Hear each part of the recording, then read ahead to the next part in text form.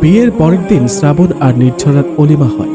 খুব সাদামাটা ভাবে সবকিছু ভালোভাবে মিটে যায় আর মেহমানরাও যে যার বাড়ি চলে যায়। আর এদিকে শ্রাবণ আর নির্ঝরার নতুন জীবনও শুরু হয়। শ্রাবণ নির্ঝরাকে 5 ওয়াক্ত নামাজ পড়ার দাওয়াত দেয়। অনিচ্ছাকৃতভাবে 4 ওয়াক্ত নামাজ পড়লেও ফজরের সময় নির্ঝরা উঠে না। শ্রাবণ ফজরের নামাজের সময় নির্ঝরার মুখে পানি ছিটিয়ে দেয়, কিন্তু নির্ঝরা উঠে না, বরং বিরক্ত হয়ে শ্রাবণকে নানান কথা শুনিয়ে দেয়। শ্রাবণের চেষ্টা ব্যর্থ হয়। 1 সপ্তাহ পর নির্ঝরা এসে শ্রাবণকে বলে কিছু টাকা দেওয়ার জন্য ও পার্লারে যাবে তাই। তখন শ্রাবণ জিজ্ঞেস করেন, পার্লারে কেন যাবে? ভ্রু প্লাক করার জন্য। কেন? 1 সপ্তাহ হয়ে গেছে ভ্রু প্লাক করা হয় না। দেখেন না কেমন মোটা হয়ে গেছে, দেখতে একেবারে বিচ্ছিরি লাগছে। ভ্রু প্লাক করার জন্য তুমি 1 টাকাও পাবে না। কেন? আল্লাহ ও রাসূলুল্লাহ সাল্লাল্লাহু আলাইহি ওয়াসাল্লামের নিষেধ আছে। কিভাবে নিষেধ করা হয়েছে জানো?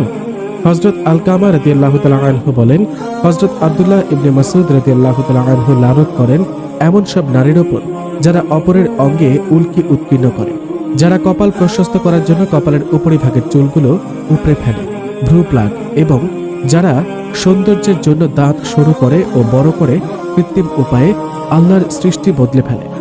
তখন উম্মে ইয়াকুব জিজ্ঞেস করলেন, এটা কেন? উত্তরে আব্দুল্লাহ ইবনে মাসউদ রাদিয়াল্লাহু তাআলা আনহু বললেন, আমি কেন তার উপর লানত করব না যার উপর স্বয়ং রাসূলুল্লাহ সাল্লাল্লাহু আলাইহি ওয়াসাল্লাম লানত করেছেন? এমনকি আল্লাহর কিতাবেও তাই আছে। তখন উম্মে ইয়াকুব বললেন, আমি সমস্ত কিতাব কোরআন পড়েছি, কিন্তু তাতে তো এটা পেলাম না। তখন আব্দুল্লাহ বললেন, যদি তুমি কোরআন পাঠ করতে তাহলে অবশ্যই তাতে পেতে। রাসূল সাল্লাল্লাহু আলাইহি ওয়াসাল্লাম যা তোমাদের দেন তা মজবুতভাবে আঁকড়ে ধরো, আর যা থেকে নিষেধ করেন তা থেকে বিরত থাকো। বুখারী শরীফে হাদিস নাম্বার 5514। রাসূলুল্লাহ সাল্লাল্লাহু আলাইহি ওয়াসাল্লামের লানত যে কাজের জন্য ধার্য করা হয়, তাহলে সেই কাজটাকে করা উচিত। রাসূলুল্লাহ সাল্লাল্লাহু আলাইহি ওয়াসাল্লামের আমরা প্রিয় উম্মত হয়ে কিভাবে তার কথার বিরোধিতা করতে পারি?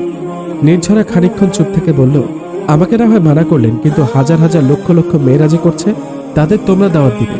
আর অনেকে না জেনে করে, কিন্তু আফসোস বেশিরভাগই জেনেই করে, কারণ তাদের কাছে মানুষের কাছে সুন্দর লাগানোই লক্ষ্য, কিন্তু আদৌ তাদেরকে এই কাজ করলে সুন্দর লাগে না। এটা রাসূলুল্লাহ সাল্লাল্লাহু আলাইহি ওয়াসাল্লামের লানত লাগে।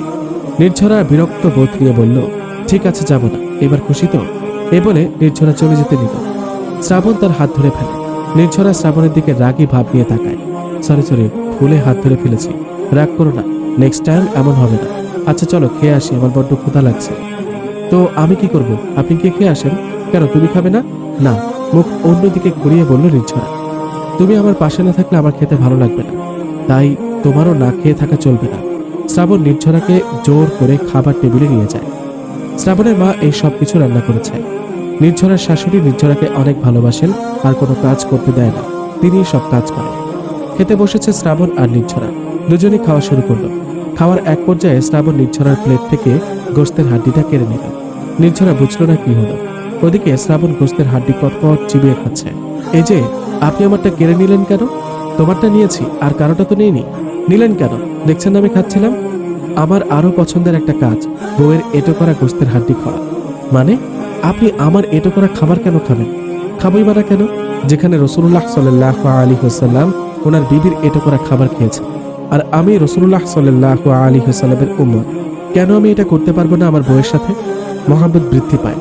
আয়েশা রাদিয়াল্লাহু তাআলা আনহা বলেন, আমি পান করে পাত্রটা নবীজি সাল্লাল্লাহু আলাইহি ওয়াসাল্লামের দিকে বাড়িয়ে দিতাম। তিনি আমার এঁটো করা স্থানে মুখ লাগিয়ে পান করতেন। দাঁত দিয়ে গোশত ছিঁড়ে খাওয়ার পর আমার লালা লেগে থাকা স্থানে তিনি মুখ লাগিয়ে খেতেন। মুসলিম শরীফের হাদিস। কি রোমান্টিক ছিলেন আমাদের প্রিয় নবীজি সাল্লাল্লাহু আলাইহি ওয়াসাল্লাম। রোমান্টিকতা শিক্ষা দিয়ে গেছেন আমাদের, কি চমৎকার না? খাওয়া শেষে নির্ঝরা পানি খেলো। পানির গ্লাসটা রাখতে না রাখতেই শ্রাবণ গ্লাসটা হাতে নিয়ে নির্ঝরা যেখানে মুখ লাগিয়ে খেয়েছিল ঠিক সেখানেই মুখ লাগিয়ে পান করল। নির্ঝরা কিছুই বলল না, কারণ কিছু বলারও ছিল না, শুধু শ্রাবণের দিকে মুগ্ধ হয়ে চেয়েছিল। খাওয়ার পর শ্রাবণ গিয়ে শুয়ে পড়ল। সারাদিন পরিশ্রম করে শরীরটা অনেক ক্লান্ত লাগছে। আর নির্ঝরাও বিছানায় গিয়ে একপাশে শুয়ে পড়ল। নির্ঝরা কেমন জানি ভাবুক হয়ে গেছে। সারাদিন কি যেন ভাবে আর মাঝে মাঝে দীর্ঘ নিঃশ্বাস ফেলে। সারাদিন ভাবনার জগতে বিচরণ করে কোথায় যেন হারিয়ে যায়। নির্ঝরা আর শ্রাবণের বিয়ের আজ 1 মাস হয়েছে। এই কদিনে শ্রাবণ নির্ঝরাকে অসম্ভব ভালোবেসে ফেলেছে। নির্ঝরাকে ছাড়া এক মুহূর্ত থাকতে পারে না। নির্ঝরা পাশে না থাকলে শ্রাবণের খেতেও ভালো লাগে না, কিন্তু নির্ঝরার মনের মধ্যে শ্রাবণের জন্য একটুও ভালোবাসে না। সেটা শ্রাবণ বুঝতে পারে। শ্রাবণ ভাবছে, নির্ঝরা তোমার মনে কি আমার জন্য খানিকটা জায়গা নেই? আমার রাজ্যে শুধুই তুমি, আমার পৃথিবীতে শুধু তোমার আনাগোনা, কিন্তু তোমার রাজ্যে আমার ঠাঁই কোথায়? তোমার পৃথিবীতে কি আমার জন্য একটু জায়গা দিতে পারো না? আমার হৃদয়ে মনে কোথায় শুধু তুমি, ঠিক বুকের বাঁ পাশটায়। তোমার রাজ্যের দুয়ার খুলবে কবে? আমি যে দাঁড়িয়ে আছি অনেক ভালোবাসা নিয়ে। তোমার কি সময় হয়নি? কেন এত অপেক্ষা করাও? আমি কি তোমার ভালোবাসার পরশ পেতে পারি না? উত্তম বন্ধু হিসেবে গ্রহণ করো। স্বামী বা বন্ধু যেটাই ভাবো সেটাই আমি। কোথা যেন এক না পাওয়ার হতাশা, কোথা যেন এক বুক শূন্যতা, কিছুতেই যেন তা পূর্ণ হয় না। হাহাকার করছে পাওয়ার জন্য। শ্রাবণ ভাবতে ভাবতে যেন খেই হারিয়ে ফেলল। ঘোর ভাঙল ফোনের শব্দে। নির্ঝরার বাবা ফোন দিয়েছেন। শ্রাবণ তড়িঘড়ি করে ফোনটা রিসিভ করল। আসসালামু আলাইকুম বাবা। ওয়ালাইকুম আসসালাম। কেমন আছেন বাবা? আলহামদুলিল্লাহ ভালো, তুমি কেমন আছো? আলহামদুলিল্লাহ। বাবা, নির্ঝরাকে ডেকে দেব কি? না থাক, তোমার সাথে কথা বলার জন্যই ফোন দেওয়া। জি বাবা, বলেন কি কথা? আসলে অনেকদিন হয়েছে নির্ঝরাকে দেখা হয় না। তার মাও বলছিল যেন নির্ঝরা কিছুদিনের জন্য এখানে এসে থাকে। নির্ঝরার যাওয়ার কথা শুনে শ্রাবণের মুখটা চুপসে গেছে। কারণ নির্ঝরাকে ছাড়া সে কিভাবে থাকবে? নির্ঝরাকে ছাড়া এক মুহূর্ত থাকা তার পক্ষে সম্ভব না মনে হয়। কষ্টগুলো নিজের মধ্যে চাপা দিয়ে বলল, ঠিক আছে বাবা, আমি অফিস থেকে এসে নির্ঝরাকে দিয়ে আসবো ইনশাআল্লাহ।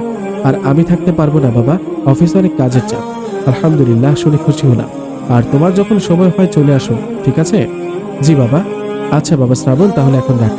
এই বলে রশিদ সাহেব ফোন কেটে দিলেন আর সালেহা বেগমকে বলল মেয়ের পছন্দের সব খাবার রান্না করতে। আর এদিকে নির্ঝরা একরাশ মন খারাপ নিয়ে বসে আছে। নির্ঝরা রুমে এসে দেখে শ্রাবণ কি যেন ভাবছে।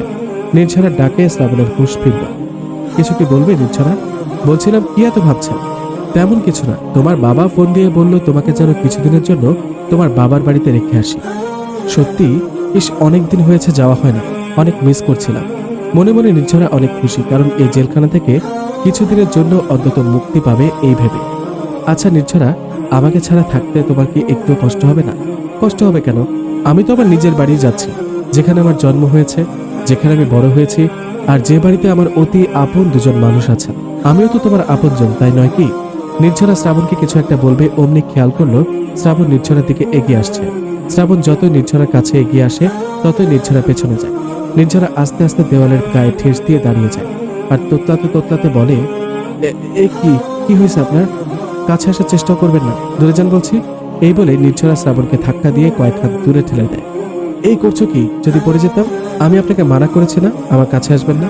বারে, আমার বিয়ে করা বউ 2 লক্ষ টাকা দেনমোহর দিয়ে বিয়ে করে ঘরে এনেছি, আর আমি কিনা আমার বউকে ভালোবাসতে পারবো না? ভালোবাসতে বলেছে কি আপনাকে? আল্লাহ সুবহানাহু ওয়া তাআলা। নির্ঝরা চুপ রইল। আচ্ছা নির্ঝরা, বিকালে রেডি থেকো, আমি অফিস থেকে এসে তোমাকে দিয়ে আসবো। এখন আমি অফিসে যাই। আসসালামু আলাইকুম। ওয়ালাইকুম আসসালাম। তারপর বিকেলে শ্রাবণ অফিস থেকে ফিরে দেখে নির্ঝরার মাথার উপর 10 তলা বিল্ডিং বানিয়ে হিজাব পড়েছে। মাথার পেছনে বড় একটা খোপা, মনে হচ্ছে বাঁধাকপির স্তর মাথায় পড়েছে। ফ্রেশ হয়ে নির্ঝরাকে ডাকলো শ্রাবণ। কি পড়েছো মাথায় ওইটা? দেখেন না, হিজাব বেঁধেছি। আমাকে অনেক সুন্দর লাগছে, তাই না? তোমরা যে কি সৌন্দর্য খুঁজে পাও তা আমার জানা নেই। মাথায় বাঁধাকপি বাঁধে, খায় না তো আর কি করবে, তাই মাথায় বাঁধে। কিন্তু এরকম করে ফ্যাশন করলে জান্নাত তো দূরে থাক, জান্নাতের সুগন্ধ যে নসিব হবে না। কেন? আর মাথা তো ঢাকছে, চুল দেখানোর গুনাহ কম হচ্ছে। পর্দা কি শুধু চুলে? আর দেহের পর্দা নেই? লজ্জা কি শুধু চুলেই, বক্ষে নেই? জি, পর্দা তো সব অঙ্গের আছে, কিন্তু এখানে ভুল কোথায়? তোমাকে ক্লিয়ার করে দিচ্ছি, বসো এখানে। নির্ঝরা শ্রাবণের পাশে গিয়ে বসলো। হযরত মুহাম্মদ সাল্লাল্লাহু আলাইহি ওয়াসাল্লাম বলেছেন, 2টি দল জাহান্নামী, তাদের কখনো দেখিনি।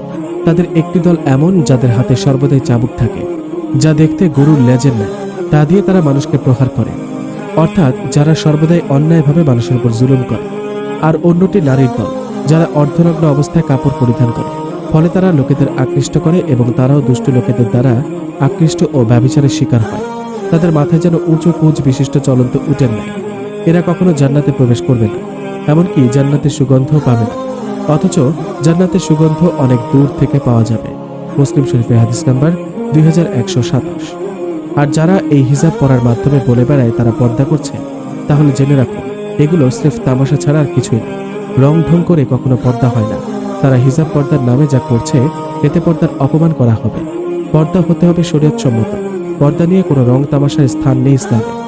এটা নিয়ে মশকরা করার আগে এটার পরিণাম কি ভয়াবহ তা জানতে হবে, বুঝলে নির্ঝরা? তারপর নির্ঝরার শরীরের দিকে তাকিয়ে শ্রাবণ প্রচন্ড রেগে যায়।